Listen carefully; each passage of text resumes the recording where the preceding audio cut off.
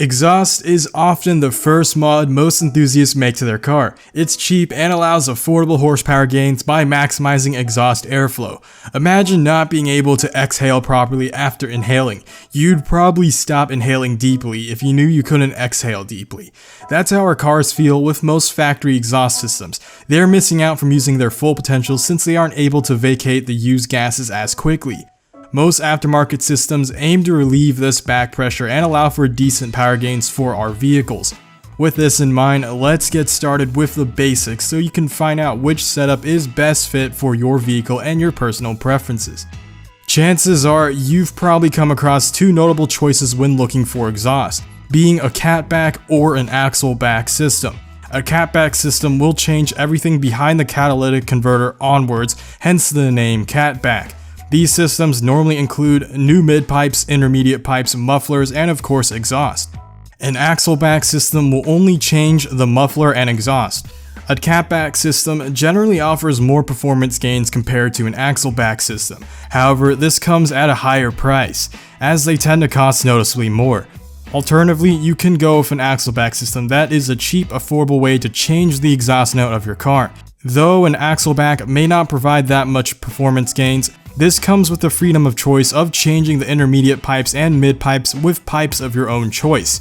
So even if you can't afford a Catback system, an Axleback system with your own choice of mid pipes is still a great way to kickstart your car project.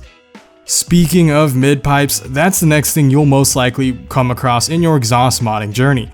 Remember that most Catback systems already come with mid pipes, but most aftermarket manufacturers do allow them to be swapped out, but just make sure everything is compatible. There are four main pipe choices, being Y pipe, X pipe, H pipe, and straight piping. Most cars already come with a Y pipe from factory, so what is the advantage of changing it to an X or H pipe? Most X pipes will feature an increase in peak horsepower, whereas an H pipe will increase low-end torque. This comes down to personal preference mostly, although the X pipe seems instantly more useful than the H pipe because of the horsepower gains. Don't underestimate the importance of torque. The low-end torque gain from the H-pipe is very useful in cars that need to do towing and really in any daily driving circumstance. Low-end torque is more useful than peak horsepower when it comes to launching about between stoplights. However, if you're looking to get the utmost performance out of your car and you intend to be staying in the higher RPM ranges anyway, like being on a racetrack or drag racing, then an X-pipe will be more important. Straight piping is only an option for those who are planning on making a track-only car or if you live in an area that doesn't have strict emission regulations. Straight piping normally involves removing the catalytic converter, which is why it's illegal in many areas, so be sure to check your local laws before doing so. Moving on to intermediate pipes now, make sure that if you purchase an Axleback system and are working off your own custom setup, that the intermediate pipes fit with your selected mid pipes. Most Catback systems already have the intermediate pipe included, so there isn't much else to cover. So onto the final part of your exhaust system.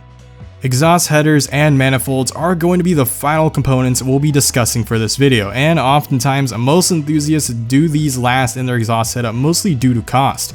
Having said that, let's keep on with our brief rundown. Most stock vehicles will feature a heavy, poor quality cast iron exhaust manifold.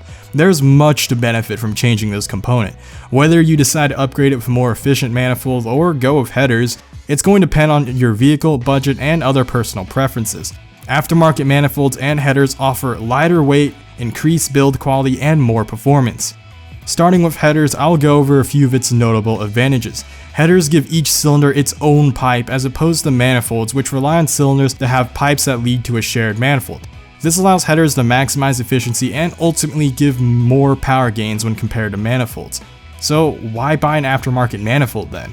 Well, the manifold has its own set of advantages, though this time not so apparent or flashy. Most manifolds are more reliable and don't require as much maintenance as headers do, which will save your wallet in the long run. Headers are also significantly louder than manifolds are, which is okay since most of us love sound, but to those who don't, a manifold should be the way to go. However, one final note being that you should remap your car's ECU or find a local tuner to pick up a brand new tune for your car. After fully changing the exhaust system, your car will be behaving entirely different from how the factory intended it to. So make sure you're picking up a new tune so that your car behaves accordingly. That's all I have for this episode of Beginner's Guide to Modding. I briefly touched everything on the surface, so if you're looking for more in-depth information, make sure to seek that out on your own. I'm just here to point you in the right direction, and I hope I did. Next video, I'll likely go over the most underestimated mod most beginner buyers overlook. I will actually be installing said mod to my car, assuming YouTube pays me on time, which it hasn't so far. You're 2 days late. WTF YouTube, you did just fine the past 3 months. Sorry it took so long for me to finally start working on my car, but keep in mind that I bought my car less than 2 months ago. Yeah, it doesn't feel like that little time has passed.